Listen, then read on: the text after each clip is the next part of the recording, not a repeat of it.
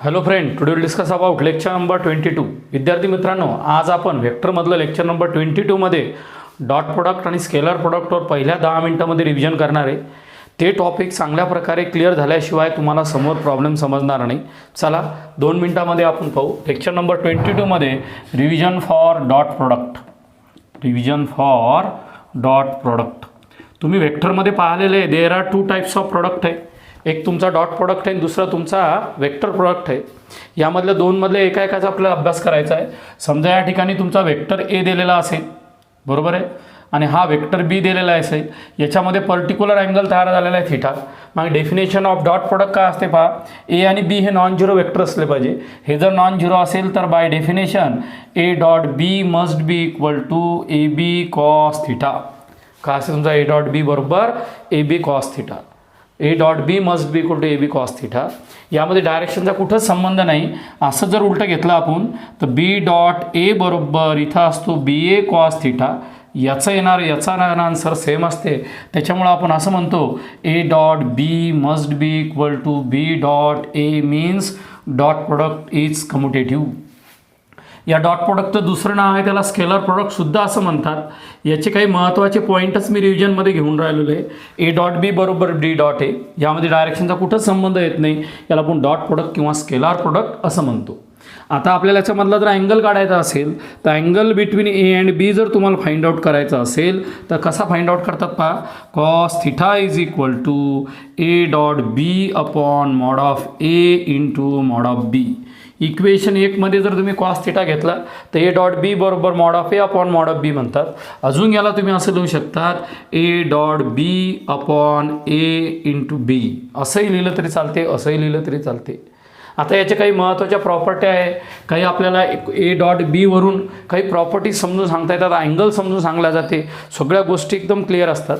या ए डॉट बीवरूनच काय करतो समजा पहा बरं, तुमचा कॉस थिटाची किंमत किंवा ए डॉटची किंमत, बरोबर आहे, ए डॉट बी हा जर तुमचा मायनस आला, बरोबर आहे, मायनस, त्यावेळेस तुमचा दिलेला अँगल म्हणजे ही किंमत जर तुमची मायनस येत असेल म्हणजे लेस दॅन झिरो येत असेल तर तुमचा दिलेला अँगल हा ॲक्यूट अँगल असतो. अँगल कोणचा असतो तुमचा? Acute angle. आता जर समजा ए डॉट बीची किंमत ही झिरो दिलेली असेल किंवा झिरो आलेली असेल त्यावेळेस त्यामधला जो अँगल असतो तो अँगल थिटा बरोबर 90 डिग्रीचा म्हणजे राईट अँगल असतो. जर समजा ए डॉट बीची किंमत ही ग्रेटर दॅन झिरो आली म्हणजे पॉझिटिव्ह येत आली येत असेल तर अँगल हा तुमचा ऑप्ट्यूस अँगल असतो. अँगल कोणचा असतो तुमचा? Obtuse angle. पहा, रिव्हिजन दिल्याशिवाय तुम्हाला कॉन्फिडन्स वाढणार नाही म्हणून सर रिव्हिजन देऊन राहिले. कॉस थिटामध्ये जर ए डॉट बीची किंमत मायनस येत असेल, कोणताही मायनस नंबर येत असेल तर अँगल ॲक्यूट अँगल आहे. त्याची किंमत झिरो येत असेल तर तो राईट अँगल असेल. त्याची किंमत पॉझिटिव्ह येत असेल, कोणताही पॉझिटिव्ह नंबर येत असेल ए डॉट बीचा, याचा अर्थ कॉस थिटामधला अँगल हा ऑप्ट्यूस अँगल असतो, असं तुम्हाला नॉलेज भेटलं. आता दुसरी प्रॉपर्टी आलेली आहे. पहिली प्रॉपर्टी झाली तुमची डेफिनेशन, दुसरी झाली कम्युटेटिव्ह प्रॉपर्टी, तिसरी झाली अँगलची. चौथी प्रॉपर्टीमध्ये काय केलं पहा तुम्ही, हे पहा, if angle between A and B, if A and B बरोबर आहे are perpendicular then theta must be equal to zero. A आणि बी जर एकमेकाला परपॅन्डिक्युलर असतील तर थिटाची किंमत मस्ट बी इक्वल टू या ठिकाणी 90 डिग्री येते. म्हणजे काय आहे ते पहा, cos 90 must be equal to zero. समजा ए आणि बी जर एकमेकाला परपॅन्डिक्युलर येत असतील त्या याच्यामधला अँगल 90 डिग्रीचा असतो म्हणजे कॉस 90 बरोबर झिरो असतो म्हणजे ए डॉट बी बरोबर झिरो येईल. हे एक इम्पॉर्टंट प्रॉपर्टी आहे. ए आणि बी मधला जर अँगल 90 डिग्रीचा असेल तर ए डॉट बी बरोबर झिरो असेल. पहा, बी पॉईंट आला, समजा वेक्टर ए अँड वेक्टर बी हे पॅरलल असतील, हे किती असतील? पॅरलल. किंवा याच्यामधला अँगल हा 0 डिग्रीचा आलेला असेल तर त्यावेळेस ए डॉट बी बरोबर हा ए बी असतो. उलटं सुलटं तुम्हाला जमलं पाहिजे, मग तुमचे प्रॉब्लेम बाकीत पटापट येणार. ए आणि बी पॅरलल किंवा 0 डिग्री असेल तर ए डॉट बीची किंमत ए बी येईल. ए डॉट बी बरोबर ए बी असेल, दोघं पॅरलल असतील. समजा ए डॉट बीची किंमत 0 असतील तर ए आणि बी परपॅन्डिक्युलर असतील. असं तुम्हाला कॉन्व्हर्स इनव्हर्स सगळं माहीत पाहिजे म्हणजे धडाधड प्रॉब्लेम तुम्हाला समजत जातात. आता याच्या पुढची पॉईंट काय दिलेला आहे पहा, तुमचा सी पॉईंट. समजा या ठिकाणी एक दिलेलं आहे इथं, I J K are the unit vector acting along X Y Z axis. समजा याच्यावर तुमचा आय वेक्टर आहे, याच्यावर तुमचा जे वेक्टर आहे आणि याच्यावर तुमचा के वेक्टर ॲक्ट झालेला असेल तर बाय डेफिनेशन काय असते पहा, I dot I J dot J आणि के डॉट के याची येणारी व्हॅल्यू. आता ही पहिला ग्रुप हा आला. दुसऱ्या ग्रुपमध्ये काय आलं पहा, clockwise direction, anti clockwise direction I dot J, J dot K, K dot I. अजून दुसरी डायरेक्शन जर तुम्ही घेतली तर त्यामध्ये काय आहे ते पहा. आता क्लॉकवाईज डायरेक्शन के डॉट जे बरोबर आहे, जे डॉट आय आणि आय डॉट के. कसंही घ्या, मला काही प्रॉब्लेम नाही. डायरेक्शन तर सांगतच नाही मी सुरुवातीला. I dot I, J dot J, K dot K. I आणि आय मधला अँगल 0 डिग्रीचा असतो, म्हणजे 0 डिग्रीचा असेल तर ए डॉट बी बरोबर हा ए बी असतो. आय जे के जर युनिट वेक्टर असतील तर 1 × 1 बरोबर 1 येते, म्हणजे I dot I 1, J dot J 1, K dot के 1 येतो. बाकी कोणताही डॉट प्रोडक्ट घेतला, आयला सोडून, जेला सोडून, केला सोडून, दुसरं काही जरी आलं तर याची किंमत मस्ट बी इक्वल टू 0, 0 आणि 0 येते. याची किंमत 0, 0 येते याचा अर्थ आहे कारण हे एकमेकाला परपॅन्डिक्युलर असतात. एकमेकाला कसे असतात, परपॅन्डिक्युलर, म्हणजे रिमेनिंग 0 येतात. तो क्लॉकवाईज अँटी क्लॉकवाईजचा कुठंच संबंध नाही, फक्त ते रिमेनिंग 0 येतात. असा हा तुमचा स्केलर प्रोडक्ट, डॉट प्रोडक्ट, त्याच्या प्रॉपर्टी या ठिकाणी दिलेले आहे. डिटेलमध्ये तुम्हाला सरांनी पॉईंट समजून सांगितलेला आहे. आता तुम्हाला यामध्ये अजून काही स्केलरच्या प्रॉपर्ट्या दिलेल्या आहे, ते वाचूनही समजतात, ते सांगण्याची गरज नाही तुम्हाला, ते तुम्हाला तशाही कळतात. समजा आता यामध्ये एक सांगू शकतो, समजा एक तुम्हाला ए वेक्टर दिलेला आहे आणि बी वेक्टर दिलेला आहे. पहा, ए इज इक्वल टू दिलं a1i plus a2j plus a3k, B is equal to दिलं b1i plus b2j plus b3k. आणि या दोघांमधला जर मला अँगल काढायचा असेल तर या दोघांमधला अँगल असतो कॉस थिटा बरोबर A dot B upon mod of A into mod of B. याचा जो तुमचा ए तो mod of magnitude of A असतो तुमचा a1 square, a2 square, a3 square. आणि याचा जो मॅग्निट्यूड ऑफ बी असतो पहा, तो असतो तुमचा b1 स्क्वेअर, b2 स्क्वेअर आणि या ठिकाणी b3चा स्क्वेअर. असा त्याचा मॅग्निट्यूड येत जातो. आता a1 square, a2 square, a3 square, b1 square, b2 square, b3 square आला. इथं तुमचा ए आणि बी आलेला असेल. आता तुम्हाला ए डॉट बी काढायचा असेल, दोघांचा जर डॉट प्रोडक्ट काढला तर I dot I, J dot J, K dot के 1 येते. म्हणजे ए डॉट बी बरोबर काय येतो पहा, a1i, a2j, a3k डॉट इथं आलं b1i बरोबर आहे प्लस b2j पहा बरोबर प्लस b3k. बाय डेफिनेशन काय सांगते तुम्हाला, I dot I, J dot J, K dot के 1 येते. म्हणजे तुमचा ए डॉट बी बरोबर इथं काय येईल पहा, a1 b1 plus a2 b2 plus a3 b3 अशी किंमत येईल. तुम्ही सांग कसं सर, हे बा आय डॉट आय 1 येतो म्हणजे a1 b1 I dot I, a2 b2 I dot I, a3 b3 I dot I. बाकीचे का घेत नाही, कारण ते 0 होतात, हे तुम्हाला चांगल्या प्रकारे नॉलेज माहिती आहे. देअरफोर तुमचं इक्वेशन 1 कसं आहे ते पहा. इक्वेशन नंबर 1, इक्वेशन 1चा चेहरा बदलतो. कॉस थिटा बरोबर ए डॉट बी म्हणजे काय आलं पहा, a1 b1 plus a2 b2 plus a3 b3 upon या ठिकाणी आलं under root a1 square, b1 square, a1 square, a2 square, a3 square dot b1 square, b2 square आणि b3 स्क्वेअर. असं तुमचा कॉस थिटा आला. कॉस थिटाची किंमत जर मायनस आली तर अँगल ॲक्यूट अँगल असतो. कॉस थिटा जर 0 आला तो राईट अँगल असतो. कॉस थिटा जर पॉझिटिव्ह आला तर तो तुमचा जो देणारा अँगल आहे तो तुमचा कसा असतो, तो तुमचा ग्रेटर दॅन 90 म्हणजे ऑप्टिव्स अँगल त्या ठिकाणी प्रेझेंट होतो. असं तुम्ही या रिव्हिजनमध्ये पाहिलेलं आहे. आता आपल्याला काय करायचं पहा, प्रोजेक्शनचा कन्सेप्ट तुम्हाला रिव्हिजनमध्ये सांगायचा. 10 ते 15 मिनटामध्ये मला पूर्ण रिव्हिजन तुम्हाला द्यायची आहे. त्याच्यामुळं तुम्ही केअरफुली बोर्डवर पहा, पटापट उत्तर देण्याचा प्रयत्न करा म्हणजे आपला पॉईंट क्लिअर होईल. हा पहिला पॉईंट आहे. आता आपल्याला दुसऱ्या पॉईंटविषयी चर्चा करायची. दुसऱ्या पॉईंटविषयी केल्यानंतर तिसरं मग आपलं दुसरा पार्ट असेल, म्हणजे आपल्याला चांगल्या प्रकारे गणित पटापट येईल. एक्झरसाईजचा डबल अभ्यास करायची गरज पडणार नाही. आता projections of A on B असा तुम्हाला एक कन्सेप्ट शिकवलेला आहे पहा. या ठिकाणी इथं तुमचा एक पॉईंट घेतला पी, केअरफुली ऑब्झर्व करा. पी एक पॉईंट घेतलेला असेल, इथं तुमचा आर एक पॉईंट घेतलेला आहे आणि आरपासून इथं परपेंडिक्युलर टाकलेला आहे ॲट पॉईंट यम, बरोबर आहे की नाही. तिथं पी आर घेतला, या ठिकाणी यम घेतला. हा तुमचा समोर एक पॉईंट गेलेला असेल क्यू. समजा हा जो आहे हा वेक्टर ए आहे, हा वेक्टर बी आहे आणि याच्यामधला जो अँगल कन्सिडर केलेला आहे तो अँगल थिटा आहे. मग अँगल थिटा असल्यानंतर आपण असं लिहिलेलं आहे प्रोजेक्शन ऑफ ए, पहा मित्रांनो, projections of B on A projections of B on A हा कसा आलेला आहे पहा. Projections of B on A याची किंमत तुम्ही काढलेली डायरेक्टली काय काढलेली सांगा, ए डॉट बी काय काढलेली तुमची, A dot B upon mod of A असंच प्रोजेक्शन काढलेलं पहा. Projections of A on B must be equal to A dot B upon mod of A. कसं आलं तुम्हाला सांगितलेलं आहे समजून, पूर्ण डिटेल झालेलं आहे. आता दुसरं आलं पहा, projections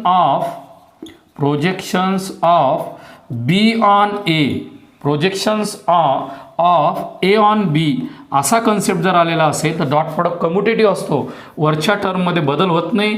A dot B upon mod of या ठिकाणी बी असेल. पहा एकदा carefully, projections of B on A dot B upon mod of A, projections of A on B A dot B upon mod of B. तुम्हाला सांगा हो sir या दोघांमध्ये काहीच फरक पडला नाही, हे स्केलार प्रोडक्ट यामध्ये फरक पडत नाही, फक्त याचा फरक पडतो. त्याच्यामुळे याचा A dot B upon mod of A असतो, हा पण A dot B upon mod of B असतो. तुम्ही बी डॉट ए घेतलं तरी दोघांचं उत्तर सारखं येते. डॉट प्रोडक्ट कम्युटेटिव्ह असतो, म्हणजे याच्यामध्ये तुम्हाला डिटेल बोलण्याची गरज नाही. हे तुमचा स्केलार प्रोडक्ट आहे, हे तुमचा स्केलार प्रोडक्ट आहे. आता वेक्टर प्रोडक्टमध्ये काय चेंज होतो तो तुम्हाला पाहायचं. Projection of in vector product काय पहा, प्रोजेक्शन ऑफ बरोबर आहे बी ऑन ए.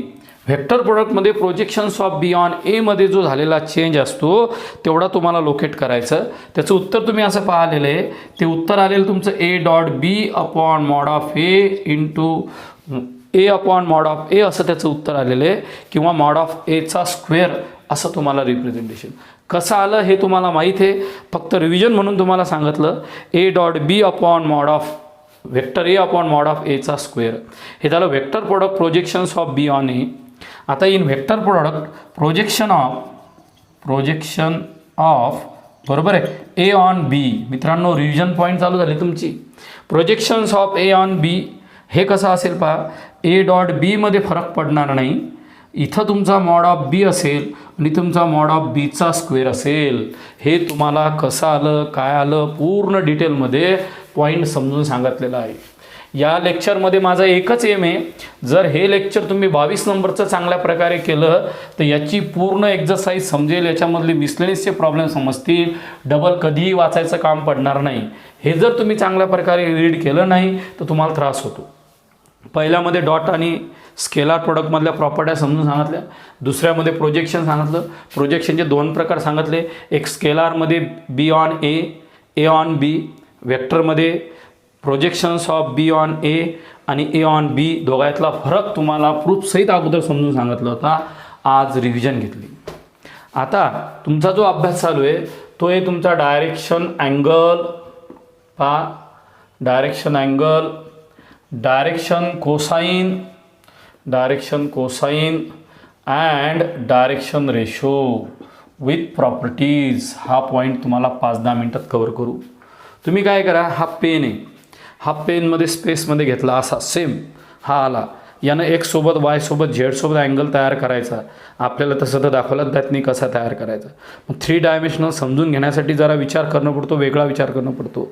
तर याला प्लेन ऑफ पेपरवर काढायचं. हे पहा प्लेन ऑफ पेपरवर काढलं मी या ठिकाणी. हा एक्स ॲक्सिस, हा वाय ॲक्सिस आणि झेड ॲक्सिस. समजा ही लाईन तुमची स्पेसमध्ये आहे. झालं, या लाईननं एक्स सोबत जो अँगल तयार केला, वाय सोबत जो अँगल तयार केला, झेड सोबत जो अँगल तयार केला, त्या अँगलला डायरेक्शन अँगल असं म्हणतात. काय म्हटलं, एक्स सोबत जो अँगल तयार केला, वाय सोबत जो तयार केला, झेड सोबत जो तयार केला, त्याला डायरेक्शन अँगल असं म्हणतात. प्रॅक्टिसमध्ये ही लाईन कोणताच अँगल तयार करू शकत नाही किंवा तयार केला तो समजत नाही. मग या लाईनला पॅरलल लाईन काढायची, जी लाईन ओरिजिनमधून पास होते. या लाईनला पॅरलल लाईन काढायची जी ओरिजिनमधून पास होते, बरोबर आहे. त्या लाईनला नाव दिलं ओ पी. आता काय झालं पहा, लाईन ओ पी बरोबर आहे ही पॅरलल आहे लाईन एलला. म्हणजे लाईन ओ पी कोणकोणचे अँगल तयार करते हे सांगू शकतो आपण. एक्स ॲक्सिस सोबत जो अँगल तयार केला त्या अँगलला अल्फा म्हटलं, वाय सोबत जो अँगल तयार केला त्याला बीटा म्हटलं, आणि झेड सोबत जो अँगल तयार केला त्याला गॅमा म्हटलं. आता गॅमा वेगवेगळी काढण्याची पद्धती मी वेगळा काढतो. म्हणजे या ठिकाणी एक्स ॲक्सिस सोबत, वाय सोबत आणि झेड सोबत, एक्स सोबत जो अँगल तयार केला तो अल्फा आहे, वाय सोबत जो केला तो बीटा आहे आणि झेड सोबत जो तयार केला तो गॅमा आहे आणि लाईन ओ पी ही लाईन एलला पॅरलल आहे. मग लाईन ओ पीनं जे अँगल्स तयार केले तेच लाईन एलचे असतील, म्हणजेच line L makes and particular angle alpha beta gamma along x, y, z axis. This angle is known as direction angles. झालं. पहा बरं की सोपं येतं. हे डायरेक्शन अँगल्स आले. आता तुम्हाला डायरेक्शन कोसाइन सांगायचे. मग पहा डायरेक्शन कोसाइन्स काय आहे? कोसाइन्स ऑफ डायरेक्शन अँगल्स मित्रांनो, cosines of direction angles at that line. समजा ही लाईन ओ पी किंवा एल असेल, तर या लाईनचे जे कोसाइन काढले, डायरेक्शन अँगलचे जे कोसाइन काढले त्यालाच आपण डायरेक्शन कोसाइन्स असं म्हणतो. म्हणजे कॉस अल्फा, कॉस बीटा आणि कॉस गॅमा याचं दुसरं नाव दिलेलं आहे एल एम एन. हे दोघांचं मिनिंग सारखंच आहे. याला म्हणतात डायरेक्शन कोसाइन. याला काय म्हणतात मित्रांनो? Direction cosine. म्हणजे आता डायरेक्शन अँगल क्लिअर झाला. डायरेक्शन अँगल म्हणजे alpha beta gamma along X Y Z axis. Direction cosines म्हणजे डायरेक्शन अँगलचे जे कोसाइन घेतो, कोसाइन्स ऑफ डायरेक्शन अँगल्स शब्द वापरा. Cosines of direction angles is known as direction cosine. Cos alpha, cos beta, cos gamma किंवा L M N along X, along Y, along Z. एकदम clear cut झालं, कुठेही काही problem नाही. फक्त आता या लाईनमध्ये एक प्रॉब्लेम आला. हा जो तुम्ही ओ पी घेतलेला असेल त्या ओ पीला इकडं ओ पी डॅश ही दुसरी लाईन असते. म्हणजे लाईनचा तुम्ही काय केला? अर्धा विचार केला. अर्धा विचारमध्ये लाईन ओ पी आली. या लाईन ओ पीचे हे अँगल आले. कॉस अल्फा आला, कॉस बीटा आला आणि कॉस गॅमा आला. याचा अँगल तुमचा अल्फा बीटा गॅमा आले. पण आता जर समजा मी ओ पीचा विचार केला, ओ पी डॅशचा विचार केला, लाईन ओ पी डॅशचा विचार केल्यानंतर त्याचा अँगल असतो तुमचा direction angle pi minus alpha, pi minus beta आणि पाय मायनस गॅमा. मित्रांनो आता ओ पी डॅशचा जर विचार केला, लाईन तर पूर्ण आहे ना, मग त्या लाईनचा विचार केल्यानंतर हे अँगल आले. हे अँगल झाले त्याचे कोसाइन काय येतील पहा? कोसाइन हे आले cos of pi minus alpha, cos of pi minus beta आणि हा आला cos of pi minus gamma. Pi minus theta second क्वाड्रंटमध्ये निगेटिव्ह येईल, म्हणजे हे येईल मायनस कॉस अल्फा, हे येईल मायनस कॉस बीटा आणि हे येईल तुमचा मायनस कॉस गॅमा. आता इथं cos alpha, cos beta, cos gamma आला. इथं minus cos alpha, minus cos beta, cos gamma आला. इथं ओ पी डॅश आला, इथं ओ पी आला. आता line P P dash, line P P dash और लाईन यल याचे तुम्हाला डायरेक्शन कोसाइन सांगायचे मित्रांनो. आता जी लाईन पॅरल असल्यामुळे बा लाईन पी पी डॅश किंवा लाईन यल घेतली, याचे डायरेक्शन कोसाइन्स जर तुम्हाला सांगायचे असतील तर याचे डायरेक्शन कोसाइन्स येताना काय येतील पहा? Plus minus cos alpha, plus minus cos beta आणि प्लस मायनस कॉस गॅमा हे उत्तर येईल. दॅट इज तुम्हाला दुसऱ्या भाषेमध्ये plus minus L, plus minus M, plus minus N येतात, हे तुम्हाला कळलं. आता लाईनचे डायरेक्शन कोसाइन घेताना प्लस मायनस कसं आलं याचाही तुम्हाला इनडायरेक्ट मी अभ्यास करून दिला. झाला. आता इथपर्यंत पॉईंट क्लिअर झाल्यानंतर एक क्लिअर झालं. हिच्यात जर तुम्ही विचार केला तर तुमचा हा जो येणारा अँगल असतो, हा अँगल किंवा हा अँगल हा कसा असतो पहा? Alpha comma beta comma gamma greater than or equal to 0 less than or equal to 180. तुमच्या अल्फा बीटाची किंमत ही 0 to 180 मध्ये असली पाहिजे, हे तुम्हाला कळलंच पाहिजे. आता काय करायचं पहा? रिव्हिजन पॉईंटमध्ये तुम्ही इथपर्यंत आले. आता तुम्हाला काय करायचं? डायरेक्शन रेशो आणि डायरेक्शन रेशो काय शब्द आहे तो तुम्हाला पाहायचा. डायरेक्शन रेशो हा नवीन एक शब्द आहे तुम्हाला.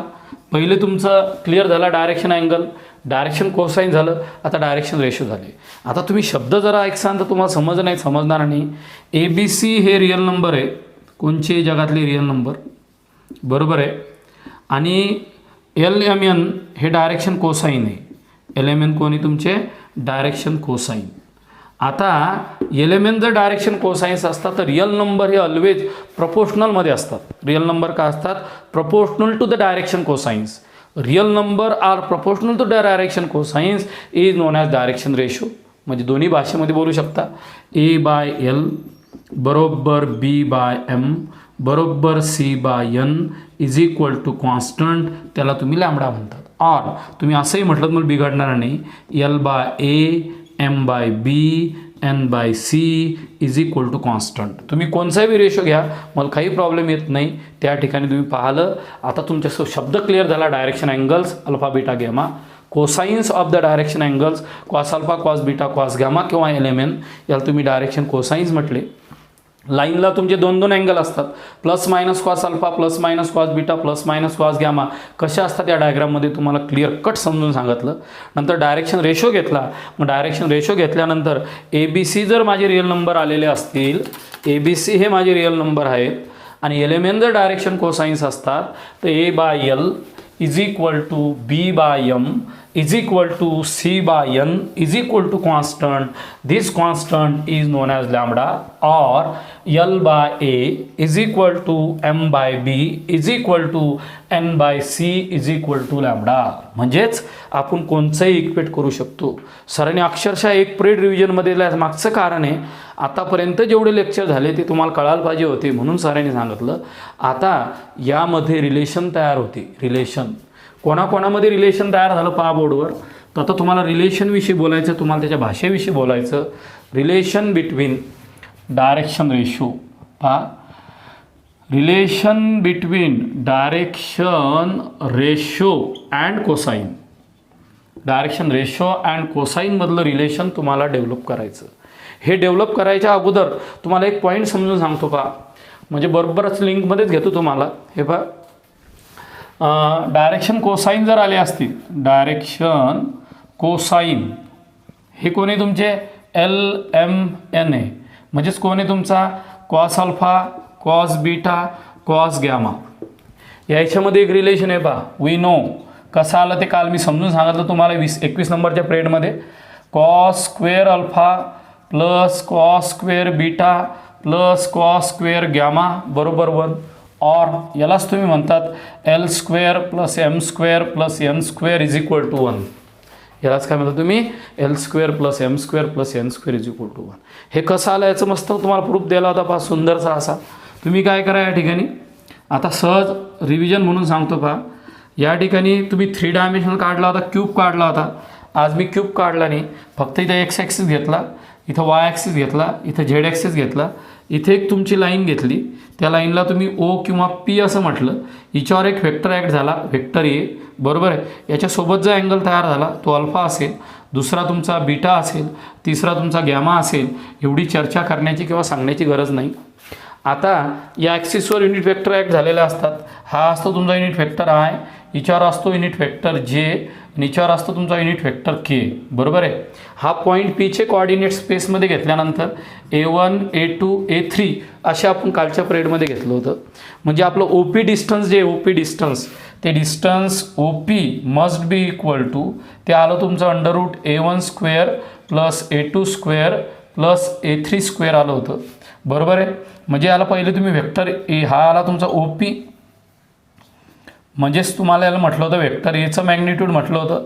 आणि व्हेक्टर A बरोबर हा आला A1I plus A2J plus A3K असा पॉईंट आला होता.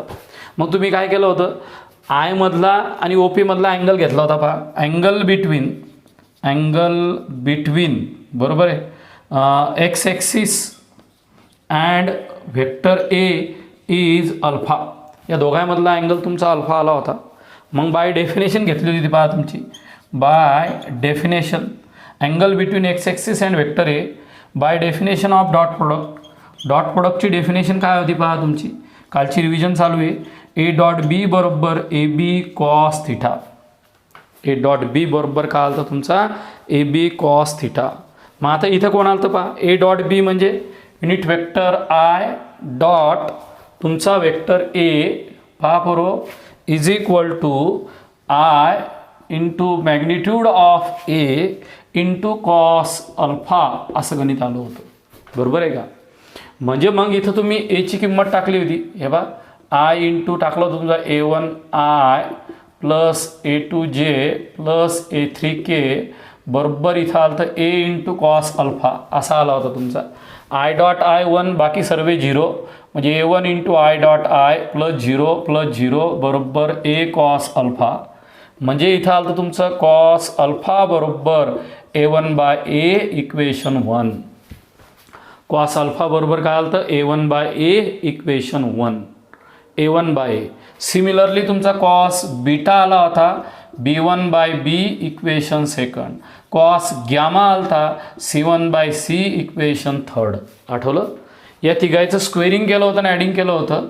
Cos square alpha plus cos square beta plus cos square gamma is equal to याचा वर्ग किती येईन पहा, A1चा square by A square plus B1चा square by A square plus इथं आला होता C1चा स्क्वेअर बाय या ठिकाणी A1/A B1/B C1/C.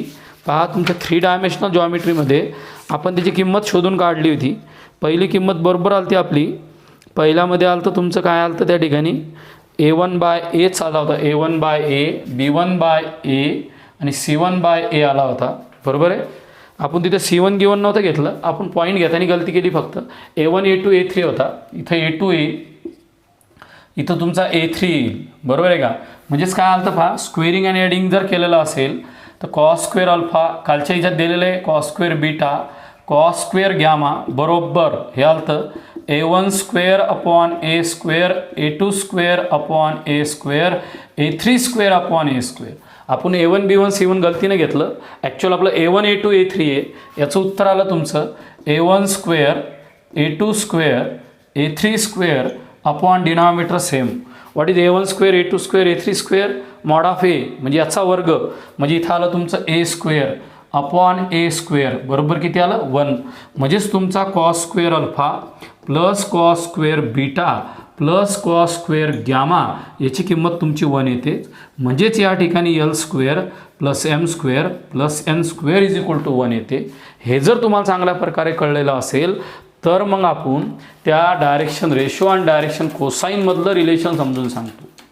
आजच्या पिरियडमध्ये आपण रॅपिड रिव्हिजन करून राहिलो एकदम फास्टमध्ये. ज्या मुलांनी याच्या पहिलं लेक्चर पाहिलेलं असेल त्यालाच ही रिव्हिजन चांगल्या प्रकारे समजून राहिली. ज्या मुलांनी लेक्चर नंबर 21 पाहिलेलं नसेल, 20 पाहिलेलं नसेल, 19 पाहिलेलं नसेल, 18 पाहिलेलं नसेल तर त्यांना हा टॉपिक समजणं अवघड जातो. यामध्ये rapid revision of dot product किंवा स्केलर प्रोडक्ट याच्याविषयी अभ्यास चालू आहे. आता तुम्ही इथपर्यंत रिलेशन तयार केलं, तुम्हाला डायरेक्शन अँगल माहीत झाले, तुम्हाला डायरेक्शन कोसाईन माहीत झाले, तुम्हाला डायरेक्शन रेशो माहीत झाले. आता तुम्हाला डायरेक्शन अँगल डायरेक्शन कोसाईनमधलं रिलेशनसुद्धा माहीत झालं. Cos square alpha plus cos square beta plus cos square gamma याची किंमत 1 कशी आणायची हे तर सरांनी तुम्हाला शिकवलं. पहिले जुन्या सिलेबसमध्ये हा प्रूफ बी विचारत होते. आता तुम्हाला शेवटचा टॉपिकवर यायचं आहे. पहा शेवटचा टॉपिक कोणचा आहे, पहा शेवटचा टॉपिक. आता तुम्हाला काय करायचं माहिती आहे का, या ठिकाणी डायरेक्शन रेशो आणि डायरेक्शन कोसाईन याच्यामधलं रिलेशन फाइंड आउट करायचं. पहा रिलेशन बिटवीन डायरेक्शन रेशो बरोबर आहे and cosine. Relation between direction ratio and cosine. पहा मित्रांनो, कोणचं रिलेशन तयार होते, कशा प्रकारचं रिलेशन तयार होते याचा तुम्हाला अभ्यास करायचा आहे आपल्याला. आता कसं रिलेशन तयार होते वी नो. तुम्हाला जो माहीत असेल तो कॉन्सेप्ट सांगा. तुम्हाला माहीत आहे डायरेक्शन रेशो हे डायरेक्शन कोसाईनला प्रपोर्शनमध्ये असतात. डायरेक्शन रेशो हे कोसाईनला प्रपोर्शनमध्ये असतात. याचा ऑलरेडी तुम्ही अभ्यास केलेला आहे. याच्यामधलं रिलेशन तुम्हाला बनवून सांगायचं आहे. कसं सांगतो पहा, we know L/A M/B N/C is equal to some constant. Suppose this constant must be equal to lambda. L बरोबर A लॅम्बडा, M बरोबर B लॅम्बडा, N बरोबर C lambda. Confidence we know. तुम्हाला काय माहिती आहे, डायरेक्शन कोसाईनमधलं आत्ताच proof तुम्हाला सरांनी शिकवला. डायरेक्शन कोसाईनमधलं रिलेशन तुम्हाला 2 मिनटं अगोदर सरनं रिव्हिजनमध्ये दिलं. काय पहा, L square plus M square plus N square is equal to 1. कॉन्फिडन्सनं हाव म्हटले तुम्ही, हे इथंच लिहिलेलं आहे. L म्हणजे कोण आलं पहा, A लॅम्बडाचा स्क्वेअर B लॅम्बडाचा स्क्वेअर C लॅम्बडाचा स्क्वेअर इज इक्वल टू 1 आलं. इथं आलं A square lambda square B square lambda square C square lambda square is equal to 1. Lambda स्क्वेअरला कॉमन काढलं, A square plus B square plus C square बरोबर 1. Lambda square बाहेर काढल्यानंतर 1 upon A square B square C square. Lambda is equal to plus minus 1 upon √a² plus b² plus c², म्हणजे कळत न कळत मला लॅम्बडाची किंमत माहीत झाली. जर मला लॅम्बडाची किंमत माहीत झालेली असेल तर आता माझं रिलेशन काय तयार होते ते मला सांगायचं. मग कोसाईन काय असतात पहा, देअरफॉर L बरोबर a लॅम्बडा बरोबर a into plus minus 1/√a² b² c², म्हणजे Lची किंमत आली plus minus a/a² plus b² plus c². हा L आला. M बरोबर काय येईल पहा, similarly direct plus minus b/√a² plus b² plus c². n बरोबर काय येईल सांगा, n बरोबर plus minus c/√a² b² c². म्हणजे मित्रांनो आपल्याला काय झालं बा, या डायरेक्शन रेशो आणि डायरेक्शन कोसाईनमधलं रिलेशन तुमच्या डोळ्यासमोर तयार केलं. हा रेशो घेतला, L M Nच्या किमती काढल्या, L² M² N² 1 टाकलं, लॅम्बडाची किंमत काढली, म्हणजे L बरोबर काय आलं plus minus a/√a² plus b² plus c². M is equal to plus minus b/√a² plus b² plus c². N is equal to plus minus c/a² plus b² plus c². सांगायचं तात्पर्य असं झालं, काय रिलेशन तयार झालं सांगा बरं तुम्ही. आता जर मला डायरेक्शन रेशो दिलेले असतील, ABC जर डायरेक्शन रेशो दिलेले असतील, त्याची कोसाईन मला काढल्या जातात. मला जर ABC माहीत असेल तर मला डायरेक्शन कोसाईन फाइंड आउट केला जाते, असं त्याचा अर्थ होतो. आता समजा एखादी लाईन जर घेतली असेल तुम्ही, पहा आता चर्चा करू. समजा इथं पहिलं उत्तर आलेलं आहे तुमचं A, तेव्हा नंबर घेऊ आपण, पहा 2 बरोबर आहे, -3 आणि 1 हे तुमचे डायरेक्शन रेशो आलेले असतील. तर याचे डायरेक्शन कोसाईन्स कसे असतील पहा. पहिल्याचा वर्ग करा, 2चा 4, 3चा 9 बरोबर आहे, 9 4 13 आणि 14. म्हणजे याचे कोसाईन जे आहे ते कोसाईन कसे येतात पहा, डायरेक्शन कोसाईन. त्याचे डायरेक्शन कोसाईन घेताना 2/14 -3/14 आणि या ठिकाणी 1/14 असं सरळ सरळ लिहायचं. समजा आता याच्याऐवजी असं झालेलं आहे पहा, -2 3 आणि 1 आलेलं असेल तर याचे कोसाईन काय, -2/14 3/√14 मायनस साईडला लक्ष द्या 1/√14. याच्याऐवजी असं आलं असेल 2 3 -1 आलेलं असेल तर मग 2/√14 3/√14 आणि -1/√14 असं उत्तर लिहायचं. तुम्ही सांगा का सर इथं तुम्ही प्लस मायनस घ्यायला, हे प्लस मायनस हे प्लस मायनस, ते केव्हा वापरायचं ते बी सांगतो का. हा पॉझिटिव्ह निगेटिव्ह पॉझिटिव्ह असेल तर असं उत्तर येईल, निगेटिव्ह पॉझिटिव्ह पॉझिटिव्ह असेल तर असं उत्तर येईल, आणि पॉझिटिव्ह पॉझिटिव्ह निगेटिव्ह असेल तर असं उत्तर येईल. तिन्ही पॉझिटिव्ह असतील, समजा आता 2 3 1 -2 -3 -1 असं जर असेल तर याचे कोसाईन येतील +-2/√14 +-3/√14 आणि +-1/√14. तुम्हाला कधीही कन्फ्यूज होणार नाही, ही गोष्ट लक्षात ठेवा. हे आले तुमचे डायरेक्शन कोसाईन, बरोबर आहे. आता हे डायरेक्शन कोसाईन याचे आले, याचे आले, याचे आले, याचे आले, डोळ्यासमोर आले. आता काय केलं तुम्ही माहिती आहे का, समजा ही जी टर्म आली या टर्मला तुम्ही 2 न मल्टिप्लाय केलं, डायरेक्शन रेशो किती आले पहा, डायरेक्शन रेशो आले 2 -3 1, त्याचा हा कोसाईन आला हे इथं. आता काय केलं तुम्ही, याला एखाद्या कॉन्स्टंटनं मल्टिप्लाय केलं, लॅम्बडानं मल्टिप्लाय केलं, 2 लॅम्बडा -3 लॅम्बडा लॅम्बडा आलं. एखाद्या पोरानं 4नं मल्टिप्लाय केलं, 8 -12 4 आलं. एखाद्या पोरानं 3नं मल्टिप्लाय केलं, 6 -9 3 केलं, बरोबर आहे की नाही. एखाद्या पोरानं मायनस साईननं मल्टिप्लाय केलं, इथं -2 3 आणि -1 आली. म्हणजे लाईनला infinite number of direction ratio असतील, लाईनला infinite number of direction ratio असतील, पण युनिक डायरेक्शन कोसाईन्स असतील. म्हणजे डायरेक्शन रेशो इन्फानाईट मेनी, पहा डायरेक्शन रेशो इन्फानाईट मेनी असतात, इन्फानाईट मेनी बरोबर आहे. बट युनिक डायरेक्शन कोसाईन्स असतात, युनिक डायरेक्शन कोसाईन असतात, हे कुणीही विसरणार नाही. समजा एखादी लाईन जर घेतली तर आपली एक स्टेटमेंट लक्षात ठेवायची, line consist of number of direction ratio infinite many direction ratio पण युनिक डायरेक्शन कोसाईन्स असतात, हे लक्षात ठेवा. शेवटचा पॉईंट एकदम फास्टमध्ये सांगतो पहा.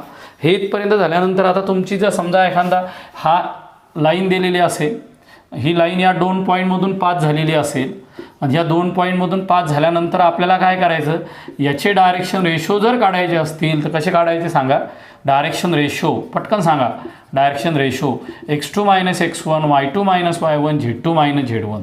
बरोबर आहे. यालाच तुम्ही ए, यालाच बी, याला सी म्हणतात. ही लाईन आणि ही लाईन जर एकमेकाला पॅरलल असतील तर या दोन्ही लाईनचे डायरेक्शन रेशो सिमिलर असतात. अजून